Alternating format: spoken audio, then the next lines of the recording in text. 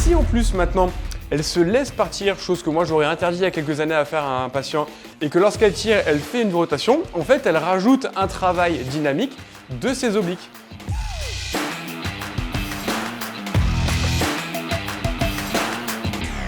Et salut à tous, c'est mToKiné, bienvenue dans cette nouvelle vidéo YouTube. Et aujourd'hui, je suis pas avec Ben, il a été viré. Et je suis avec Sophia, nouvelle acolyte, qui est là pour nous parler des... pour nous parler des obliques. On a déjà fait pas mal de vidéos sur les abdos, dont la dernière sur les grands droits, que je vous... Bon, Arthur, tu te démerderas, tu la mettras quelque part. Donc aujourd'hui, on va revoir un petit peu ensemble l'anatomie des abdos, mais surtout les obliques, comment bien les travailler et quels types d'exercices vont être efficaces. Est-ce que tu es prête? Ouais. Avant de commencer cette vidéo, n'hésitez pas à mettre un énorme pouce bleu, poser vos questions dans les commentaires et surtout à vous abonner à ma chaîne, c'est parti.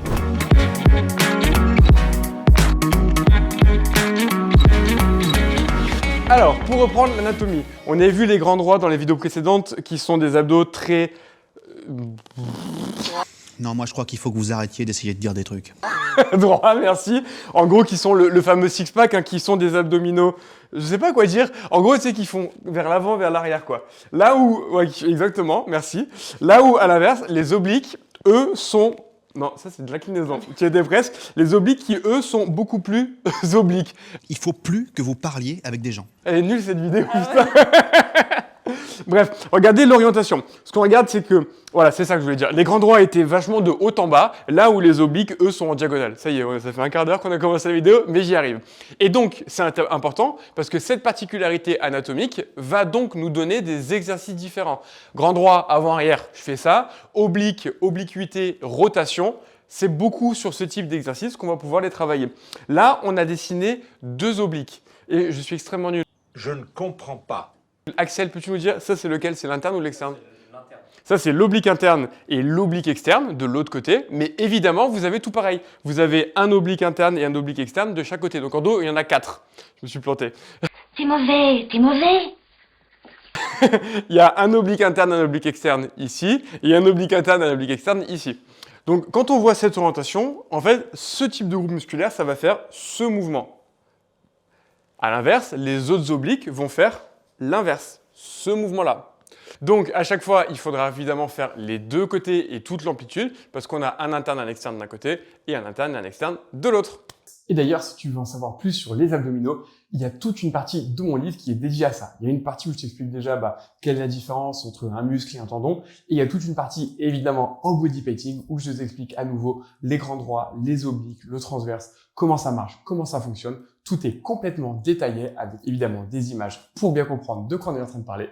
Bref, si ça t'intéresse, le lien de précommande est dans la description. Je te laisse y aller. Bref, assez parlé de théorie, passons à la pratique. Alors, premier exercice. J'en ai déjà parlé dans une vidéo, mais j'ai bien commencé par celui-là parce que clairement, c'est un exercice très efficace, mais surtout très visuel.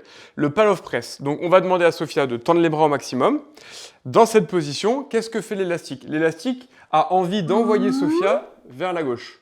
Sophia, qui est une battante, elle résiste. Donc là, en fait, rien que le fait de tenir cette position, Sophia fait travailler ses obliques, comme on l'a vu, qui étaient des muscles rotatoires. Pour éviter cette rotation gauche, elle fait une rotation droite. Donc on peut soit travailler en statique, et elle va plier les bras, tendre les bras. En faisant ça, en fait, elle modifie le bras de levier de l'élastique, donc en fait, modifie la tension, mais dans tous les cas, les obliques travaillent. Évidemment, comme on l'a vu tout à l'heure, il faudra faire des deux côtés. Soit elle veut travailler ses obliques en dynamique, et dans ce cas-là, elle part à nouveau à gauche, et elle va à droite. Mais lorsqu'elle va à droite, elle va beaucoup plus loin. Exactement. Vous, lorsque vous faites cet exercice, essayez si possible d'avoir un partenaire aussi efficace que moi qui va vous bloquer vos hanches. Allez-y Sophia. En faisant ça, en bloquant les hanches, je suis sûr qu'elle ne fait pas l'amplitude dans justement ses hanches ou ses jambes et qu'elle ne fait qu'au niveau du rachis. Et donc là, on aura un travail de l'oblique beaucoup plus important. Évidemment, on l'a déjà dit, on fera les deux côtés. Un deuxième super exercice, c'est le Russian Twist. Le Russian Twist, comme son nom l'indique, ce sont des twists russes. Tu peux nous montrer, Sophia? Vous allez venir dans cette position, vous mettre en équilibre sur votre et là, vous allez venir chercher à gauche et venir chercher cette fois à gauche. Là, on l'a fait avec un poids, mais vous pouvez aussi tout à fait le faire sans le poids. Si je te prends ton poids, exactement. Ce qui est important quand vous faites ça, c'est vraiment d'aller chercher votre rotation et votre, comme vous voyez au niveau de Sophia, le pivot au niveau de vos épaules. Par exemple, quand Sophia va chercher stop à gauche, elle est bien touchée avec la main droite. Lorsque vous allez à droite, allez bien toucher avec la main gauche. Pourquoi? Parce que si vous le faites qu'avec une seule main, à la fin, vous vous retrouvez à faire juste ça. Et les patients au cabinet, je les connais, au début, ils le font bien, et puis à la fin, ils me font ça, quoi. Donc allez bien chercher avec les deux mains, ça va majorer la rotation. Et évidemment, lorsque vous avez un niveau de dingue comme Sophia, n'hésitez pas à prendre des poids et réaliser comme ça plusieurs répétitions. Et là, vous avez bien un travail de tous les obliques dans les deux sens en dynamique. Merci Sophia. Un autre exercice qui est efficace, qui n'est pas le plus efficace pour les obliques, mais qui est intéressant pour son côté chaîne croisée, comme on l'a vu tout à l'heure, sur le côté obliquité. Le dead bug, mais surtout sa variante. Vous allez venir ici, descendre un bras et une jambe, ramener, l'autre bras et l'autre jambe, et ramener. Alors évidemment, les grands droits, les fameux six-pack vont travailler aussi, mais de par ce travail en fait unilatéral croisé avec un bras et une jambe opposée, vous aurez une efficacité au niveau de vos obliques. Pensez toujours à garder le bas du dos bien plaqué au sol, ne le pas creuser. Mais là, en le faisant comme ça, vous allez pouvoir avoir un travail évidemment et des grands droits, mais aussi des obliques, parce que vous voyez que là, on a une chaîne croisée au niveau du membre supérieur et du membre inférieur. Très bien.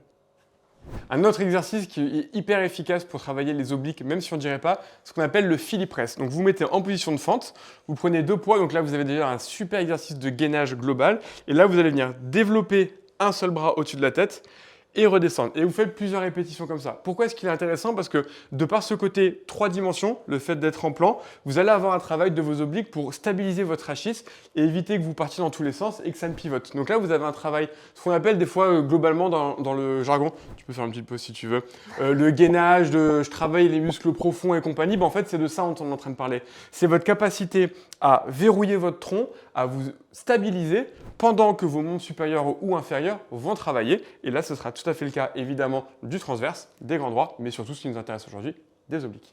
Et enfin, 1, 2 ou 4 exercices, selon comment vous le faites, auxquels, lorsque moi, j'ai commencé à bosser, j'étais assez trop strict et sur lequel j'ai été un peu plus ouvert, vous allez comprendre pourquoi. Lorsqu'on va faire du tirage unilatéral comme ceci. Sophia, excellent. En fait, en faisant ça, de par sa position et le fait qu'elle n'ait qu'un seul bras, Sophia nous fait du gainage statique et un renforcement statique des obliques. Pourquoi? Parce que l'élastique, il est en train là de la pousser ici, et Sophia, en fait, elle se contracte de manière statique pour stabiliser son tronc et ne faire l'exercice qu'au niveau de son épaule. Donc ça, en fait, on dirait pas, on pense que c'est un exercice pour travailler les biceps ou travailler les fixateurs de l'omoplate, mais là, Sophia, elle est en train de nous faire un exercice de gainage et de renforcement statique de ses obliques. Et si en plus, maintenant, elle se laisse partir, chose que moi j'aurais interdit il y a quelques années à faire à un patient, et que lorsqu'elle tire, elle fait une rotation, en fait, elle rajoute un travail dynamique de ses obliques. Et donc, en fait, on a un outil qui va travailler évidemment son bras et son fixateur, mais sur lequel elle intègre en plus un exercice de gainage. Et ce qu'on vient de voir là, il est tout à fait valable dans l'autre variante. Et là, on recommence exactement la même chose. Lorsque Sophia fait ça et qu'elle pousse devant elle, elle va avoir évidemment son triceps et son pec, mais si elle se force à rester bien immobile à ce niveau-là, elle a un travail statique au niveau de ses obliques, et si au contraire elle se laisse un petit peu pivoter et lorsqu'elle pousse, elle va chercher loin devant, là elle est en train d'associer un exercice dynamique au niveau de ses obliques. Et là, ce qui est intéressant avec les derniers exercices que vous venez de voir, c'est que, en fait, lorsqu'on veut travailler ses obliques, un peu n'importe quel exercice polyarticulaire global du corps va vous faire travailler. Quand on a fait du Philly press, quand on fait du tirage, quand on fait de la poussée, tous ces exercices, en fait, vont vous faire travailler les obliques. Et donc, dans votre entraînement et dans votre pratique sportive, vous avez soit deux choix, soit vraiment travailler vos obliques, le Russian twist, le pull-off press, des exercices de rotation, soit les faire travailler de manière indirecte par des exercices dynamiques et polyarticulaires, et en stabilisant votre tronc et en essayant d'être le plus immobile possible, vous les ferez aussi travailler, mais cette fois de manière statique. Voilà, j'espère que cette vidéo sur les obliques vous a aidé à mieux comprendre comment les travailler, avec soit du statique, soit du dynamique. Une fois de plus, à compléter, comme à chaque fois qu'on fait travailler les abdominaux, à une bonne hygiène de vie, à une bonne alimentation, évidemment, si vous voulez des abdos visibles, c'est important. Mais en tout cas, grâce à cette vidéo aujourd'hui, vous aurez les bons exercices. Si cette vidéo vous a plu, n'hésitez pas à mettre un gros pouce bleu, me poser vos questions dans les commentaires et surtout, abonnez-vous à ma chaîne. Bonne journée à tous.